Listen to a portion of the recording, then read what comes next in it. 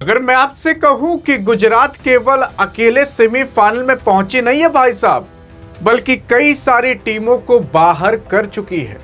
लेकिन सवाल ये उठता है कि गुजरात ने जब सनराइजर्स हैदराबाद के खिलाफ एक ऐतिहासिक जीत को दर्ज किया था, तो उसके बाद भाई साहब कौन सी टीमों को बाहर कर दिया और पॉइंट्स टेबल में क्या बवाल मचा। और जब अभी ये वीडियो खत्म होगा तो आप खुद बताओगे कि मतलब भाई साहब अब यही टीमें क्वालिफाई कर सकती हैं और ये टीमें अब बाहर हो जाएंगी। आप खुद बताओगे।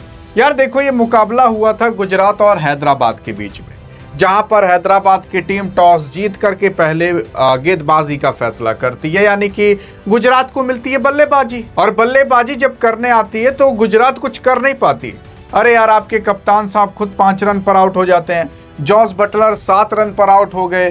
फिर उसके बाद यहाँ पर आते हैं आपके सिंधु साहब, वो 22 रन पर आउट हो गए। अरे केवल आपके साई सुदर्शन और वाशिंगटन सुंदर ना होते तो ये जो आप देख रहे हो कि 168 रन का आंकड़ा ये लोग बना पाए होते। यार वाशिंगटन सुंदर और साई सुदर्शन ने मिल करके अकेले कम से कम 110-120 रन के करीब इन दोनों ने मारा था, और ये पूरी टीम मिलकर केवल 168 बना पाई थी।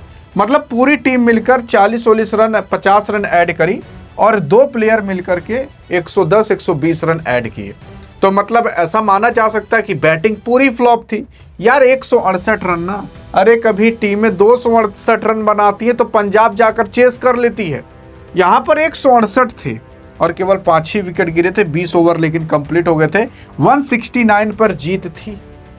साई सुदर्शन ने केवल अकेले 61 रन मारे थे और अर्धशतक भी इस बंदे ने 38 गेंद में पूरे किए थे, क्योंकि विकेट गिरते चले जा रहे थे।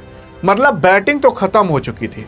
लेकिन भाई साहब बॉलर गुजरात कितने खतरनाक थे, उन लोगों ने लगभग 86-88 रन पर ही ऑल आउट कर दिया, खत्म कर दिया पूरे सनराइजर्स हैदराबाद को। और केवल 15 ओवर तक भी मुकाबला ढंग से चला नहीं था।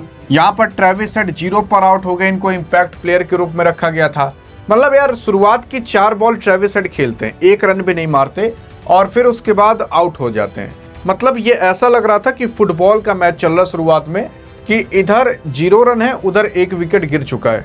फिर कुछ देर बाद आपके अभिषेक शर्मा का विकेट गिर जाता है केवल 6 रन पर। फिर ईशान किशन का विकेट गिर जाता है, नीतीश कुमार रेड्डी का विकेट गिर जाता है, हेनरी क्लासन का विकेट गिर जाता है। मतलब आप खुद यार समझ सकते हो कि कोई भी प्लेयर नहीं टिका था, कोई भी नहीं टिका था। जिसे आप बड़ा बड़ा प्लेयर मानते हो, कोई भी नहीं टिका था। मैं आपको दिखाऊं कौन कितना मारा था, तो यार खुद देख लो यहाँ पर। अरे खुद देख लो यहाँ पर कौन कितना मारा था। Travis Head 0, Abhishek Sharma 6 run, Ishan Kishan 11 run, Heinrich Klaasen 4 run. यही तो 4 दरिंदे माने जाते हैं हैदराबाद के। ये दरिंदे खुद फ्लॉप हो गए। तो सोच कर देखिए गुजरात वाले कितने बड़े दरिंदे होंगे। जहां मोहम्मद सिराज विकेट छटका रहे हैं, अलग अलग कागिसो रबाड़ा कोई खेल नहीं पा रहा। लेकिन उसके बाद पॉइंट्स टेबल में क्या बवाल मचा पता है आपको? यार देखो, हैदराबाद पहले पर थी, तीसरे पर आ चुकी है, एक ही बैग। अब बेंगलोर भी दूसरे पर आ चुकी है। मतलब बेंगलोर अभी ऊपर हुई थी, फिर हैदराबाद, मतलब सब ऊपर नीचे हो रहे हैं। लेकिन गुजरात जो है वो अब आ चुकी है पहले पर, और गुजरात ने 16 पॉइंट इकट्ठा कर लिए हैं। यहाँ पर क्यों मतलब क्वालिफाई भले नहीं लिखा है, लेकिन गुजरात ने क्वालिफाई कर लिया है। हाँ जी हाँ, कर लिया। कुछ दिन बाद लिख उठेगा। मतलब अभी कहने के लिए तो कर लिया, लेकिन टेक्निकली रूप से देखोगे तो अभी जब तक 2-3 टीमें और 16 पॉइंट या उससे ऊपर नहीं जाएंगी तब तक लिखा नहीं जाएगा क्यों। फिर उसके बाद बेंगलोर आती है आपकी। बेंगलोर ने यार 11 मुकाबले खेले, 14 पॉइंट इकट्ठा किए। मैंने आपको बताया कि 14 पॉइंट से ज़्यादा होना चाहिए। मतलब ऐसा माना जाता है कि अगर 14 पॉइंट से ज़्यादा है तो आप क्वालिफाई कर लोगे। तो बेंगलोर के पास 3 मुकाबले हैं, अगर एक मुकाबला भी जीत गई तो 2 पॉइंट मिलेंगे, तो 16 पॉइंट हो जाएंगे, क्योंकि एक मुकाबले जीतने पर आपको 2 पॉइंट मिलते हैं। और सबको 14 मुकाबले भी खेलने को मिलेंगे और 14 पॉइंट से ज़्यादा होना चाहिए। अब आप सोचोगे तब तो 14 मुकाबले जीतने जरूरी नहीं यार। 7 मुकाबले भी जीत जाओगे तो 2 पॉइंट मिलते हैं एक मुकाबले जीतने पर, तो आपके 14 पॉइंट नहीं होंगे, क्योंकि 7 दूना 14 होता है। तो मतलब अगर आप 8 मुकाबले जीत जाते हो तो आप क्वालिफाई करने कगार पर आ जाते हो। हैदराबाद यार इसके 12 मुकाबले हो चुके हैं, 14 पॉइंट हैं। अब हैदराबाद के लिए कठिनाई ये है कि इनके जो बाकी 2 मुकाबले हैं उसे जीतना काफी ज्यादा जरूरी है, और अगर उसे नहीं जीती तो बड़ी दिक्कत की बात है हैदराबाद के लिए। फिर पंजाब के भी 3 मुकाबले बाकी हैं, एक आध 2 मुकाबले जीत गए तो ये भी क्वालिफाई कर लेगी। चेन्नई के 3 मुकाबले बाकी हैं, 2-3 मुकाबले जीत गए तो ये भी क्वालिफाई कर लेगी। राजस्थान के भी 3 मुकाबले बाकी हैं, तो 2-3 मुकाबले जीत गए तो ये भी क्वालिफाई कर सकती है।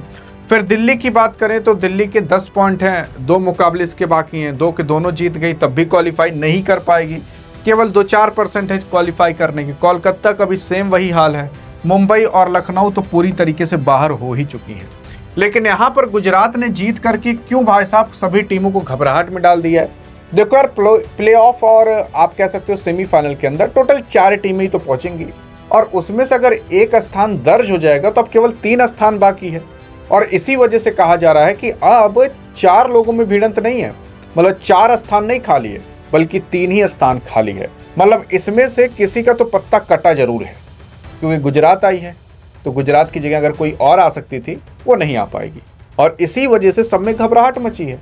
बस 3-4 दिन आप और रुक जाइए, 3-4 दिन अगर आप और रुक जाओगे तो आपको कई सारी टीमें दिख जाएंगी कि भैया मुंबई और लखनऊ तो बाहर है, क्या पता कोलकाता भी आपको बाहर निकलते हुए दिख जाए, क्या पता दिल्ली बाहर निकलते हुए दिख जाए। तब जो लड़ाई रहेगी वो बहुत कम टीमों के बीच रहेगी, क्या पता केवल इतनी ही टीम के बीच रहे। वैसे भी अभी केवल 6 ही टीम के बीच लड़ाई चल रही है। गुजरात क्वालिफाई कर ली है, बेंगलोर, हैदराबाद, चेन्नई, पंजाब और राजस्थान। अब इसी 6 टीम में से आपको सेमीफाइनल में कंफर्म है यही टीमें जाते हुए दिखाई देंगी, लेकिन इसमें से आपको 2 टीम निकलते हुए दिखाई देंगी इन 6 टीमों में से ऊपर। लेकिन वो 2 टीमें कौन सी होंगी देखते हैं आप जज कर पाते हो कि नहीं, और आपका बताया हुआ क्या सही निकल पाता है कि नहीं। बाकी हाँ, अगर अधिक जानकारी चाहिए तो इस वीडियो में मिलते हैं, तब तक के लिए जय हिंद जय भारत।